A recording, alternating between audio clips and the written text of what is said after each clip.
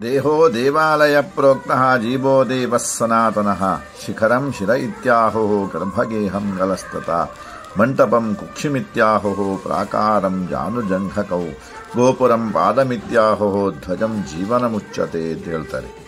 ದೇವಾಲಯವನ್ನು ಮಾನವನ ಶರೀರದಂತೆ ಸಂಕಲ್ಪಿಸಿ ಬಿಂಬಗತ ಚೈತನ್ಯದ ಸ್ಥೂಲ ಶರೀರ ಅಂತೇಳಿ ಸಂಕಲ್ಪಿಸಿದ್ದಾರೆ. ಆದ್ದರಿಂದ ಸರ್ವಾಂಗ ಪರಿಪೂರ್ಣನಾದಂತಹ ದೇವಾಲಯವೇ ದೇಹ, ದೇವತಾ ಮೂರ್ತಿಯೇ ಜೀವ ಅಂತ ಹೇಳ್ತಾರೆ. ಆದ್ದರಿಂದ ದೇವಾಲಯದ ಯಾವುದೇ ಭಾಗದಲ್ಲಿ ನ್ಯೂನತೆಯ ಅಥವಾ ಅಪಘಾತವ, ಅಗ್ನಿದಹನ, ಮುರಿಯುವಿಕೆ ಉಂಟಾದರೆ ಮಾನವನ ಶರೀರದಲ್ಲಿ ವೈಕಲ್ಯ ಅಥವಾ ಅಪಘಾತಗಳಿಂದ ಕಾರ್ಯಕ್ಷಮತೆ ಮತ್ತು ಕ್ಷೋಭೆಯು ಉಂಟಾಗುವಂತೆ ದೇವತಾ ಸಾನ್ನಿಧ್ಯದಲ್ಲಿಯೂ ಕೂಡ ಕ್ಷಯ ಉಂಟಾಗುವುದರಿಂದ ಪರಿಸರದ ಜನತೆಗೂ ಕ್ಷೋಭೆಯುಂಟಾಗಬಹುದೆಂದು ಈ ಶಿಲ್ಪಶಾಸ್ತ್ರಗಳು ಹೇಳುತ್ತದೆ. ದೇವಾಲಯದ ರಚನೆ ಹೀಗೇ ಯಾಕೆ ಮಾಡಬೇಕು ಅಂತ ಹೇಳುವಂತಹ ಪ್ರಶ್ನೆ ಬರ್ತದೆ. ಭೌತಿಕ ವಿಜ್ಞಾನದಲ್ಲೂ ಕೂಡ ಯಾವುದೇ ಯಂತ್ರಕ್ಕೆ ನಿರ್ದಿಷ್ಟ ಭಾಗಗಳ ಜೋಡಣೆ ಅಂತ ಹೇಳುವಂಥದ್ದು ಅಗತ್ಯವಾಗಿರುವಂಥದ್ದಾಗಿದೆ. ಒಂದು ಸಣ್ಣದಾದಂತಹ ತಂತಿ ವ್ಯತ್ಯಾಸವಾದರೂ ಆ ಯಂತ್ರವು ಕೆಲಸ ಮಾಡುವುದಿಲ್ಲ. ಅದೇ ರೀತಿಯಾಗಿ ಪ್ರಾಚೀನ ಋಷಿಮುನಿಗಳು ತಮ್ಮ ಯೋಗ ಸಾಮರ್ಥ್ಯಗಳಿಂದ ಯಾವ ರೀತಿಯ ರಚನೆಯಲ್ಲಿ ದೇವತಾ ಶಕ್ತಿಯನ್ನು ಆವಾಹಿಸಿ ಸ್ಥಿರಗೊಳಿಸಬಹುದೆಂದು ಅವರು ನಿರ್ಧರಿಸಿರ್ತಾರೆ. ಮೊದಲೇ ಒಂದು ದೇವಾಲಯವನ್ನು ನಿರ್ಮಿಸಲು ಮೊದಲು ದೈವ, ಆಸುರ, ಮಾನುಷಗಳೆಂಬಂತಹ ವಿಭಾಗಗಳುಳ್ಳ ಈ ಭೂಮಿಯನ್ನು ಪ್ರಾಕಾರದ ಲಕ್ಷಣಗಳಿಂದ ಅದನ್ನು ಸರಿಯಾದಂತಹ ರೀತಿಯಲ್ಲಿ ಪರಿಶೋಧಿಸಿ ವಿದ್ಯುಕ್ತವಾಗಿ ದೈವೀ ಲಕ್ಷಣಗಳುಳ್ಳಂತಹ ಭೂಮಿಯನ್ನು ಪರಿಗ್ರಹಿಸಬೇಕು. ಮೊದಲು ಭೂಮಿಯ ಪರಿಗ್ರಹಣ ಆಗಬೇಕು.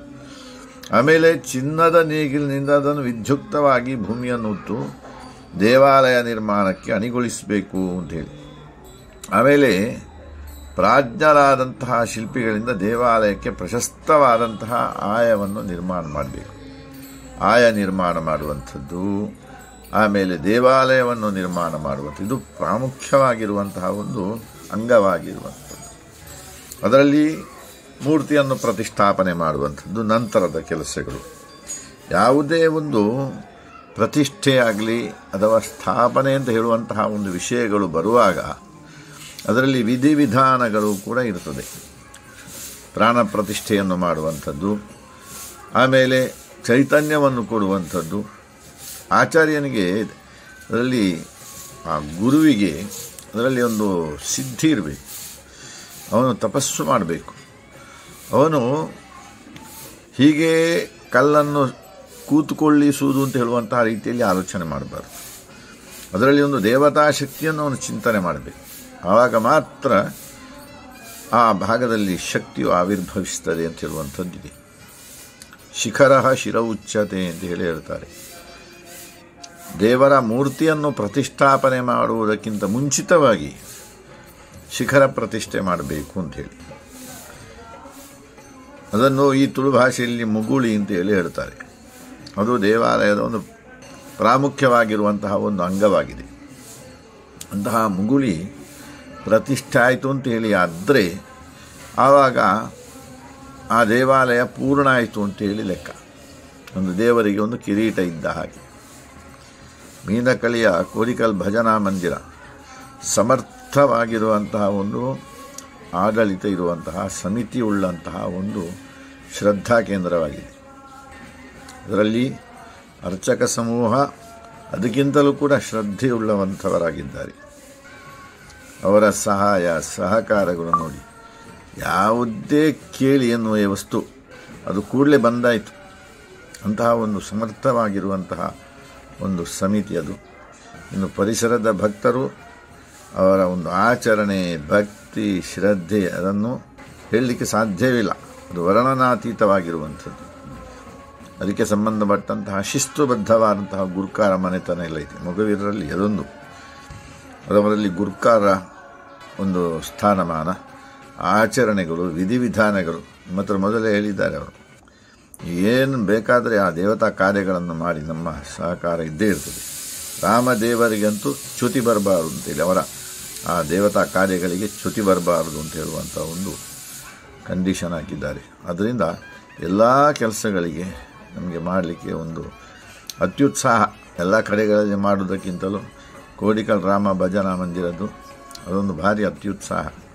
ಒಳ್ಳೆಯ ಮರ್ಯಾದೆಯನ್ನು ಕೊಡ್ತಾರೆ. ಅವರ ಸಂಸ್ಕಾರಗಳು, ಒಳ್ಳೆಯ ಮಾತುಗಳು ನಮಗೆ ಸ್ಫೂರ್ತಿಯಾಗಿರುವಂಥದ್ದಾಗಿದೆ. ಶ್ರೇಯಾಂಸಿ ಬಹುವಿಘ್ನಾನಿ ಸಂಭವಂತಿ ಕಲೋ ಯುಗೆ. ಅನೇಕ ವಿಘ್ನಗಳು ಕಲಿಯುಗದಲ್ಲಿ ಬರ್ತದೆ. ಆದರೂ ಕೂಡ ಆ ದೇವಾಲಯ ನಿರ್ಮಾಣದಲ್ಲಿ ಯಾವುದೇ ರೀತಿಯಾದಂತಹ ವಿಘ್ನಗಳಿಲ್ಲ. ದೊಡ್ಡದಾಗಿರುವಂತಹ ಪ್ರಭಾವಳಿಗಳು, ಅಲ್ಲಿರುವ ದ್ವಾರವೂ ಕೂಡ ಬೆಳ್ಳಿದೆ, ಪ್ರಭಾವಳಿಯೂ ಕೂಡ ಬೆಳ್ಳಿದೆ. ಒಳ್ಳೊಳ್ಳೆಯ ಸ್ವಾಮಿಗಳನ್ನೆಲ್ಲ ತರಿಸಿದ್ದಾರೆ ಅವರು, ಸಮಿತಿಯವರು. ಅದೇ ರೀತಿಯಾಗಿ ಆ ಸಮಯದಲ್ಲಿ ಗುರುಪುರದ ವಜ್ರದೇಹಿ ಸ್ವಾಮಿಗಳು ಕೂಡ ಬಂದಿದ್ದರು. ಅವರು ಆ ಸನ್ನಿಧಾನದಲ್ಲಿ ಇದ್ದುಕೊಂಡು ಎಲ್ಲ ಕರ್ತವ್ಯಗಳನ್ನು ನೋಡಿದ್ದಾರೆ, ಮಾಡಿಸಿದ್ದಾರೆ. ಅವರು ಕೂಡ ಅದರಲ್ಲಿ ಸಹಭಾಗಿಯಾಗಿದ್ದಾರೆ. ಅತ್ಯಂತ ಭಾರವಾಗಿರುವಂತಹ ಒಂದು ಮೂರ್ತಿ ಅದು. ಆ ಮೂರ್ತಿಯ ಪ್ರತಿಷ್ಠೆ ಆಗುವಂತಹ ಸಮಯದಲ್ಲಿ ಪೇಜಾವರ ಸ್ವಾಮಿಗಳು ಕೂಡ ಇದ್ದರು. ಅದೊಂದು ನಮ್ಮ ದೊಡ್ಡ ಭಾಗ್ಯ. ಒಂದು ಕಡೆಯಲ್ಲಿ ವಜ್ರದೇಹಿ ಸ್ವಾಮಿಗಳು, ಒಂದು ಕಡೆಯಲ್ಲಿ ಪೇಜಾವರ ಸ್ವಾಮಿಗಳು. ಹೀಗೆ ಮಾಡಿ ಹೀಗೆ ಮಾಡಿ ಹೀಗೆ ಮಾಡಿ ಹಾಗೆ ಮಾಡಿ ಅಲ್ಲ, ಅವರ ಮಾತನ್ನು ಕೇಳಿಯೇ ಎಲ್ಲ ಮಾಡಿತ್ತು. ಅದರಿಂದ ರಾಮದೇವರ ಪರಿಪೂರ್ಣ ಸಾನ್ನಿಧ್ಯ ಅಭಿವೃದ್ಧಿ ಆಗಬೇಕು ಅನ್ನುವಂಥ ಒಂದು ಮಹೋನ್ನತವಾದಂತಹ ಸಂಕಲ್ಪ. ಇಂತಹ ಒಂದು ಸಂಕಲ್ಪವನ್ನು ಇಟ್ಟುಕೊಂಡು ಮಾಡಿದಂತಹ ಕರ್ತವ್ಯಗಳು ಯಾವುದಕ್ಕೂ ನೋಡಿ, ಮನ ಏವ ಮನುಷ್ಯಾನಾಂ ಕಾರಣಂ ಬಂಧ ಮೋಕ್ಷಯೋ, ಬಂಧನ ಮೋಕ್ಷ ಎಲ್ಲದಕ್ಕೂ ಕೂಡ ಮನುಷ್ಯನ ಮನಸ್ಸೇ ಕಾರಣವಾಗಿರುವಂಥದ್ದಾಗಿದೆ. ಆ ಮನುಷ್ಯನ ಮನಸ್ಸು, ಮನುಷ್ಯನ ಸಂಕಲ್ಪಗಳು ಎಲ್ಲವೂ ಕೂಡ ಅದರ ಮುಖಾಂತರವೇ ಎಲ್ಲ ಕೆಲಸಗಳಾಗುವಂಥದ್ದು. ಹಾಗೆ ಒಳ್ಳೆಯ ಮನಸ್ಸಿನಿಂದ ಎಲ್ಲ ಮಾಡಿಸಿದ್ದಾರೆ. ದೊಡ್ಡ ದೊಡ್ಡ ವ್ಯಕ್ತಿಗಳೆಲ್ಲ ಬಂದಿದ್ದಾರೆ. ಮೊಗವೀರರ ಸಮಾಜಕ್ಕೆ ಸಂಬಂಧಪಟ್ಟ ಹಾಗೆ ದೊಡ್ಡ ದೊಡ್ಡ ವ್ಯಕ್ತಿಗಳನ್ನು ಅವರೆಲ್ಲ ತರಿಸಿದ್ದಾರೆ. ಆ ರಾಮದೇವರ ಪ್ರತಿಷ್ಠಾಪನೆಯಾಗಿದೆ. ಪ್ರತಿಷ್ಠೆ ಅಂತ ಹೇಳುವಂಥದ್ದು ಏನಿದೆ ನೋಡಿ, ದೇವರನ್ನು ಯಾರಿಂದಲೂ ಕೂಡ ಪ್ರತಿಷ್ಠಾಪನೆ ಮಾಡಲಿಕ್ಕೆ ಸಾಧ್ಯ ಇಲ್ಲ. ಅಗಾಧವಾಗಿರುವಂತಹ ಒಂದು ಶಕ್ತಿಯಾಗಿದೆ ಆ ದೇವತೆ. ಆ ದೇವರ ದೊಡ್ಡ ಶಕ್ತಿಯನ್ನು ನಾವು ಸಣ್ಣ ಬಿಂಬದಲ್ಲಿ ಪ್ರತಿಷ್ಠಾಪನೆ ಮಾಡಿದ್ದು. ಇದರಲ್ಲಿ ಶ್ರೀ ಪೇಜಾವರ ಸ್ವಾಮಿಗಳೇ ಅದರಲ್ಲಿ ಪ್ರಾಣ ಪ್ರತಿಷ್ಠೆಯನ್ನೆಲ್ಲ ಮಾಡಿದ್ದಾರೆ. ನಾವು ಒಂದು ನಿಮಿತ್ತ ಮಾತ್ರ. ಹೀಗೆ ಅವರು ಅಯೋಧ್ಯೆಯಲ್ಲಿ ರಾಮದೇವರನ್ನು ಪ್ರತಿಷ್ಠಾಪನೆ ಮಾಡಿದಂಥವರು. ಇಲ್ಲಿಯೂ ಕೂಡ ಆ ಅಯೋಧ್ಯೆಯಲ್ಲಿ ಯಾವ ರಾಮ ಚೈತನ್ಯ ಇದೆ, ಅದೇ ರಾಮನ ಚೈತನ್ಯ ಇಲ್ಲಿಯೂ ಕೂಡ ಬಂದಿದೆ ಅಂತೇಳಿ ಭಾರಿ ಎಲ್ಲ ಸಮಿತಿಯವರಿಗೂ ಊರಿನವರಿಗೆಲ್ಲ ಸಂತೋಷವಾಗಿದೆ. ಅಂತಹ ಒಂದು ಸಭ್ಯತೆಯನ್ನು ಅವರು ಬೆಳೆಸಿಕೊಂಡಿದ್ದಾರೆ. ಸ್ವಾಮಿಗಳಿಗೆ ಗೌರವವನ್ನು ಕೊಡುವಂಥದ್ದು, ಅಥವಾ ಆಚಾರ್ಯರಿಗೆ ಗುರುಗಳಿಗೆ ಗೌರವವನ್ನು ಕೊಡುವಂಥದ್ದು, ಎಲ್ಲ ಗುರು ಹಿರಿಯರಿಗೆ ಗೌರವವನ್ನು ಕೊಡುವಂಥದ್ದು, ಇದನ್ನೆಲ್ಲ ನಾವು ಮೊಗವೀರರಲ್ಲಿ ಕಲಿಬೇಕು. ಅಂತಹ ಒಂದು ಉತ್ತಮವಾದಂತಹ ಆದರ್ಶ ಗುಣಗಳುಳ್ಳಂತಹ ಒಂದು ಸಮಾಜ. ಅದೇ ರೀತಿಯಾಗಿ ಅಲ್ಲಿಯೂ ಕೂಡ ಕೋಡಿಕಲ್ ಮೀನಕಳೆಯದಲ್ಲಿ ಇಂತಹ ಒಂದು ಅದ್ಭುತವಾಗಿರುವಂತಹ ಒಂದು ಕಡೆಯಲ್ಲಿ ಆಂಜನೇಯ, ಒಂದು ಕಡೆಯಲ್ಲಿ ರಾಮದೇವರದು. ಇಂತಹ ಒಂದು ಎರಡೆರಡು ಗುಡಿಗಳು ಇಲ್ಲಿ. ಆಂಜನೇಯ ಗುಡಿ ಕೆಳಗೆ ಇದೆ, ಆಮೇಲೆ ರಾಮದೇವರ ಗುಡಿ ಮೇಲೆ ಇದೆ. ಇಂತಹ ಒಂದು ಅದ್ಭುತವಾಗಿರುವಂತಹ ಒಂದು, ಅಲ್ಲಿದ್ದು ಶಿಲಾ ಕೆತ್ತನೆಗಳು ಕೂಡ ಅದು ಅತ್ಯಂತ ತುಂಬ ವೆಚ್ಚವಾಗಿದೆ. ಅದೆಷ್ಟು ವೆಚ್ಚವಾದರೂ ಕೂಡ ತೊಂದರೆ ಇಲ್ಲ, ನಾವು ಅದನ್ನು ಮಾಡ್ತೇವೆ ಅಂತೇಳಿ ಅವರಿಗೆ ಶ್ರದ್ಧಾಭಕ್ತಿ. ಮೊದಲೆಲ್ಲ ಅಷ್ಟೇ ಸಣ್ಣ ರೀತಿಯಲ್ಲಿ ವ್ಯವಸ್ಥೆ ಇತ್ತು, ಈಗ ಒಂದು ದೊಡ್ಡ ರೀತಿಯಲ್ಲಿ ವ್ಯವಸ್ಥೆ ಆಗಿದೆ.